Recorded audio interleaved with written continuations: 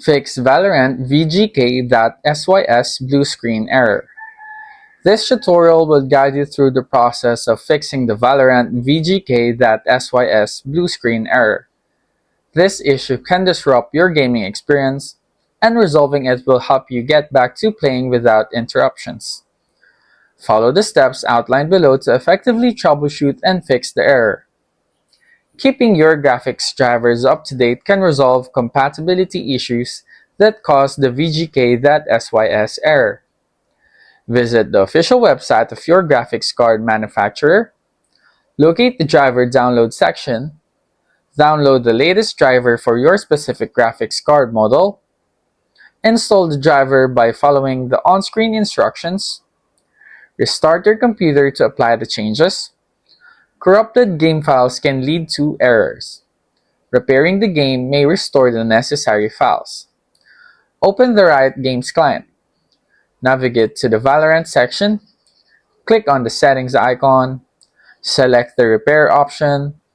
Wait for the process to complete and then restart the client. Overclocking software can affect system stability, potentially causing the VGK.SYS error. Open any overclocking software you have installed. Disable the overclocking settings. Save changes and exit the software. Restart your computer. Outdated Windows versions may lead to compatibility issues with Valorant. Press the Windows key and type Windows Update. Click on Check for Updates. Install any available updates. Restart your computer. This tool checks for and repairs corrupted system files.